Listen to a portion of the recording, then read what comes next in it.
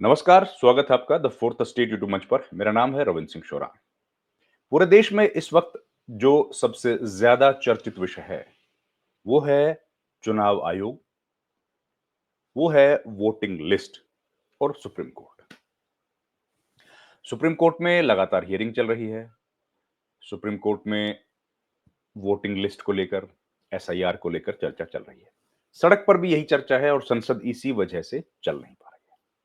आम आदमी के जहन में भी यही सवालात हैं। इन्हीं सवालातों के बीच एक बेहद अहम फैसला आया है। सुप्रीम कोर्ट से ही आया है। सुप्रीम कोर्ट की एक 3 न्यायाधीशों की बेंच ने एक बेहद अहम ऐतिहासिक फैसला दिया है, जिस बेंच की अध्यक्षता जस्टिस सूर्यकांत कर रहे थे। उसमें जस्टिस दीपांकर दत्ता भी शामिल थे। उनकी बेंच ने एक ऐसा ऐतिहासिक फैसला दिया है जो मील का पत्थर साबित होगा।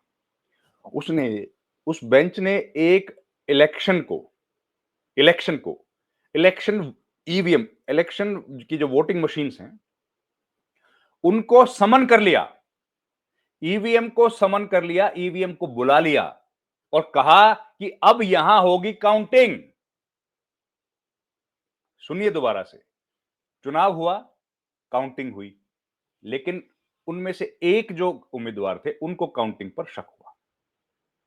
उन्होंने पूरी कहानी आपको बताऊंगा। उन्होंने जो कैंडिडेट थे, वो सुप्रीम कोर्ट तक पहुंचे। उन्होंने रिक्वेस्ट किया सुप्रीम कोर्ट को। सुप्रीम कोर्ट ने कहा कि छोड़ो सब कुछ, सब छोड़ दीजिए, आप ईवीएम यहां लेके आओ। ईवीएम लेके आई गई और कहा कि यहां पर काउंटिंग होगी सुप्रीम कोर्ट के प्रीमाइसिस में। रिकाउंटिंग हुई और रिजल्ट बदल गया, नतीजे बदल गए। ये देखिए, ये हुआ ऐतिहासिक क्षण है हिंदुस्तान के सुप्रीम कोर्ट का। ये हिंदुस्तान की लोकशाही के जो चुनाव हैं, लोकतंत्र का जो सबसे बड़ा इदारा माना जाता है चुनाव आयोग, और इलेक्शन जो होते हैं, उसमें सबसे महत्वपूर्ण क्या है? वोटिंग और काउंटिंग। काउंटिंग हुई और सुप्रीम कोर्ट ने कहा कि इधर लाओ, हमारी आंखों के सामने काउंटिंग करो। सुप्रीम कोर्ट में काउंटिंग हुई, नतीजा बदल गया। अब कहानी पूरी सुनिए। हरियाणा है, हरियाणा में एक जिला है पानीपत। पानीपत में एक गांव है। उस गांव का नाम मैं आपको पढ़ के, क्योंकि कोई त्रुटि मेरे से ना हो, इसलिए मैं पूरी डिटेल आपको पढ़ के बताता हूं। यह है बुआना लाखू गांव, पानीपत में। इस गांव में इलेक्शन हुआ 2022 में, पंचायत के इलेक्शन जब हुआ तो सबको जाहिर है, इलेक्शन होने के बाद नतीजे आ गए, और नतीजे आए तो उसमें कुलदीप सिंह नाम के व्यक्ति को विजेता घोषित कर दिया गया। अब इस बात पर उनके जो खिलाफ उम्मीदवार चुनाव लड़ रहे थे, वो थे मोहित कुमार। मोहित कुमार को इस पर शक हुआ। उनको लगा कि कुछ गड़बड़ हुई है। खैर, नतीजे घोषित हो गए, कुलदीप सिंह ने जीत का जश्न मना लिया। मोहित कुमार ये सवाल लेकर के पहुंच गए इलेक्शन ट्रिब्यूनल के पास। वो कौन होता है? सिविल जज, जो पानीपत के होंगे, उनके पास चले गए। फैसला हो गया, वहां पर केस चला। केस ने फैसला दे दिया कि ये जो वोटिंग है, इसमें गड़बड़, इसको दोबारा से काउंटिंग करो, इसमें कुछ गड़बड़ है, और इलेक्ट्रॉनिक वोटिंग मशीन से जो वोट पड़े हैं, उनको रिकाउंट किया जाए। ये कोर्ट ने ऑर्डर दिया, निचली अदालत ने, या इलेक्शन ट्रिब्यूनल उसको बोलते हैं। उसने, अदालत ने फैसला दे दिया। अब ये बात जो सरपंच जीते थे, जिनको विजेता घोषित किया था कुलदीप सिंह, उनको पसंद नहीं आई। वो चले गए पंजाब और हरियाणा हाईकोर्ट। पंजाब हरियाणा हाईकोर्ट ने फैसला बदल दिया। उसने कहा कि कोई जरूरत नहीं है, कुलदीप सिंह सरपंच है, बने रहेंगे। अब ये बात सुनिए। अब मोहित कुमार जो है, वो इतने ज्यादा कन्विंस थे कि ईवीएम में कुछ गड़बड़ है, कुछ ऊपर नीचे हुआ है, दोबारा गणना होनी चाहिए। वो मामले को लेकर चले गए सुप्रीम कोर्ट। सुप्रीम कोर्ट में हियरिंग हुई। सुप्रीम कोर्ट में हियरिंग होने के बाद ये कहा कि आप ऐसा करें, मशीन लेके आए। मशीन, प्रशासन को कहा मशीन लेके आए। मशीन लेके आई गई और सब रजिस्ट्रार है वहां पर, सब रजिस्ट्रार कावेरी, उनकी ड्यूटी लगाई गई कि आप अपनी निगरानी में रिकाउंटिंग करें, अपनी निगरानी में रिकाउंटिंग कीजिए। सुप्रीम कोर्ट में मशीन आई, रिकाउंटिंग करने के लिए सब रजिस्ट्रार जो कावेरी हैं, उनकी जिम्मेदारी लगाई गई। और उसका वीडियोग्राफी की गई। वीडियोग्राफी जब की गई तो नतीजे बदल गए। ईवीएम के नतीजे बदल गए। मोहित कुमार जो हारे हुए उम्मीदवार थे, उनको विजेता घोषित किया गया। कितने अंतर से? 51 वोट से। 51 वोट का अंतर आया है। 51 वोट्स का। 1051 वोट आए मोहित कुमार को, जिनको विजेता घोषित किया गया, जो सुप्रीम कोर्ट तक इस संघर्ष को लेकर गए थे।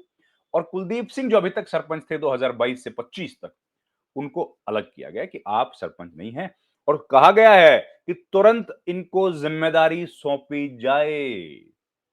हिंदुस्तान के इतिहास में मील का पत्थर है।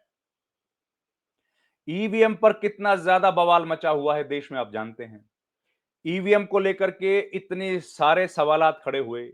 ईवीएम में गड़बड़ है, ईवीएम में घोटाला होता है, ईवीएम को हैक किया जाता है, ये सब आरोप हम लोगों ने देखे। इलेक्शन कमीशन ने आज इस बात को प्रूव किया कि ईवीएम की गड़बड़ी की संभावना है। रिकाउंटिंग हुई, रिकाउंटिंग में फैसला बदल गया। अब देखिए कितना बड़ा ऐतिहासिक फैसला है ऐसे दौर में, जब हम लोग और चुनाव आयोग खासतौर पर विश्वास के एक अभूतपूर्व संकट से जूझ रहा है।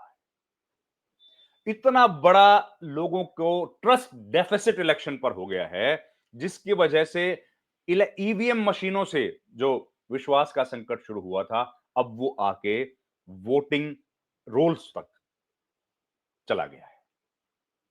और ऐसे में इस तरह का ऐतिहासिक फैसला आया।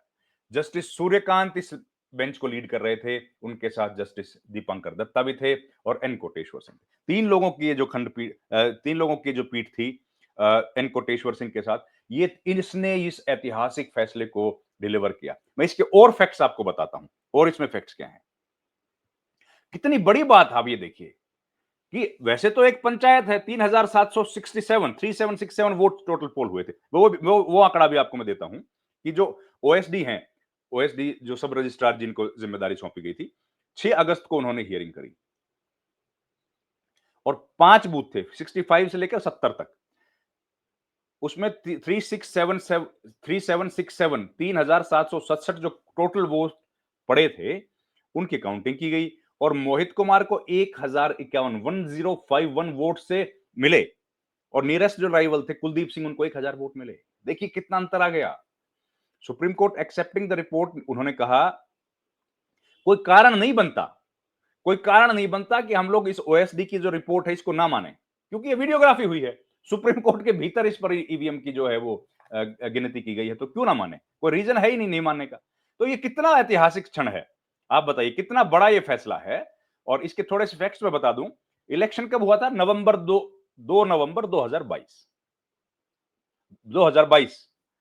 उसके बाद इलेक्शन ट्रिब्यूनल जो है उसने अप्रैल 22 2025 में फैसला दिया और रिकाउंट का कि भाई एक रिकाउंट कर लो, एक बूथ नंबर 69 पे। लेकिन डीसी को आदेश दिया, लेकिन वो चले गए सुप्रीम कोर्ट। सुप्रीम कोर्ट में मई 7 2025 को बोल दिया रहने दो भैया, जरूरत नहीं। 1 जुलाई को सुप्रीम हाई कोर्ट ने बोला कि भाई जरूरत नहीं है रिकाउंट करने की, छोड़ दो। वो फिर आ गए सुप्रीम कोर्ट। 31 जुलाई को द सुप्रीम कोर्ट ने ये आदेश दे दिया। अब आप बताइए, जो सवालात खड़े किए जा रहे हैं इस देश में इलेक्शन कमीशन के बारे में, गलतियां, गड़बड़ियां कहीं भी हो सकती हैं। गड़ और उन्हीं गड़बड़ों को दुरुस्त करने के लिए पूरे ये जो सिस्टम बना है, देखिए हम बार बार ये बात कहते हैं कि हमारे को संविधान ने एक अधिकार दिया है, वोटिंग का अधिकार। ये अधिकार ऐतिहासिक है, ये अधिकार अभूतपूर्व है।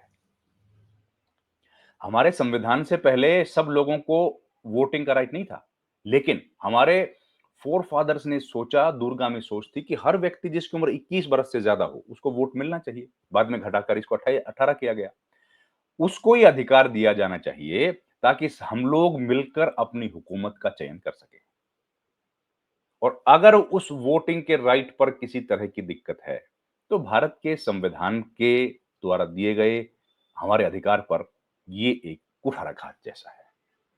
लेकिन सुप्रीम कोर्ट ने उसकी रक्षा की। सुप्रीम कोर्ट ने उन्हीं को विजेता घोषित किया जिनको गाँव के ज़्यादा लोग चाहते थे और यही हमारी लोकशाही में होना चाहिए। जो ज़्यादा लोगों की पसंद का व्यक्ति है, वही विजेता घोषित हो, ना कि वो जो ईवीएम में गड़बड़ कर सके या रिकाउंटिंग ना करवाए। ये ऐतिहासिक फैसला हुआ, ये लेकर आपके सामने मैं हाज़िर हुआ। उम्मीद है आपको पसंद आया होगा। आपसे रिक्वेस्ट है हमारे चैनल को लाइक, शेयर और सब्सक्राइब ज़रूर कीजिए। आपका बहुत-बहुत धन्यवाद।